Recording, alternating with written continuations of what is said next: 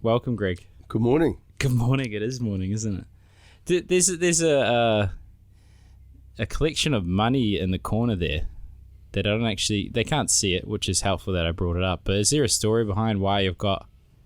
Is it the British pounds? Yeah, no, they're New Zealand pounds. Oh, is that what it used to look like? Yeah, pre-decimal currency. Wow. So it's a collection of original New Zealand banknotes. Yeah. What about this $5 note here? It's got a signature. Well, that one's a fantastic thing. That has got the signature of Sir Edmund Hillary, and that's Sir Edmund on the banknote. Yeah. I think he was the only living New Zealander ever to be on a banknote, other than, of course, the Queen. She's living, but she's not a New Zealander. Yeah. Wow. All the others are deceased. Have you got his pickaxe or something as well? Is that actually his? Well, possibly. It's signed by his son to say it's his, but who knows? Yeah, I suppose you can never be sure. Well, people didn't come here for me to ask you questions about the decor, so I better ask you a question about the finance. You're sitting on it, mate. Lost my notes. Yeah. He's a worry. There we go. Yeah, so this has been some quality viewing so far. Just you looking for paper, and me asking about things they can't see. Going well. Anyways, here's the question.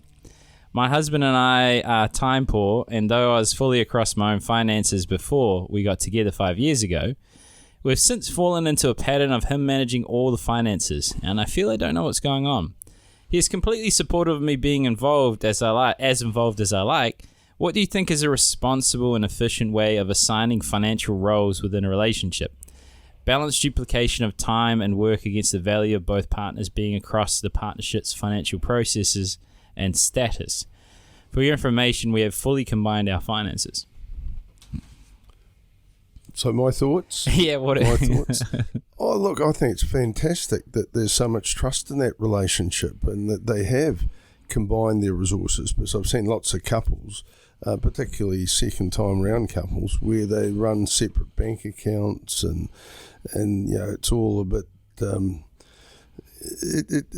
It sort of feels that there's an absence of trust, as opposed to why not just have a joint bank account and all the income goes into it, all the expenses go out of it, and of course you shouldn't just leave it up to one person. What you should do is that maybe you have a money date once a month where you go out for lunch or dinner and you just talk about money. You talk about what the costs have been or likely to be in next month, plan some entertainment, travel and bits and pieces, so that the two of you are making the decisions. The fact that one person might be doing the transactions as such is not such a big deal, and even that doesn't need to be a big deal, because most payments these days are automatic, direct debits, whether it's the rates or the insurances or the power, the Sky account, if you've got Sky, everything's kind of automatic, but one person needs to just be across it to make sure it's right. If you're using a joint credit card or debit card, again, just looking at the transactions just to see that you haven't been scammed at all, because that can happen. Where did that come from? Some sort of direct payment out of Outer Mongolia. So you just need to check these things, and that's something that one of the two should do. But maybe every month you have that date, that money date, and talk about it. I've seen situations in the past where one person has been solely in control, and I can relate to that to my parents. My father was very much the money man. He was an accountant, so my mother had no interest. Basically was given a certain amount of cash every week to go and do the groceries, and that was it. And then my father died, and my mother was sort of somewhat at sea, if you like, cast adrift. Now, I was very impressed that she sort of got her act together. I'd go and see her and she'd have all the bills spread out on the table and she'd have the checkbook and she'd be working her way through it. So she was more than capable of doing it. My father was foolish and not sharing that responsibility with her much early on. So in this couple's case, both are competent to do it, It just seems, for one reason or another, one has taken more responsibility than the other. And that happens in relationships because, they talk about opposites attract. To me, the perfect relationship is a relationship where you have a spender and a saver.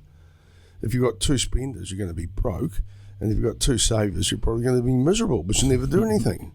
But you've got one of each, that's fantastic. And, the saver wants to hold the spender back a little bit, and the spender wants to spend it all but can't, and you get a happy medium. So I think it's, in this case, the answer really is that they're already talking about it. If they're time poor, make it a date, make it a fun thing. Once a month, go out to a restaurant or a cafe. It could be lunch, it could be dinner, and you just basically talk about money. And what you're really talking about is planning ahead, things like that holiday, the entertainment, upgrading facilities, whatever. Do you have like horror stories of either in a business partnership where people aren't across the finances, or like in a relationship where one person's doing it all, they manage like the super or the investment, and then... Oh, yeah, no, I can think of one just readily to hand where the husband was managing the superannuation arrangement. It wasn't like the New Zealand super, it was actually in Australia. It was where you can self-manage your own super.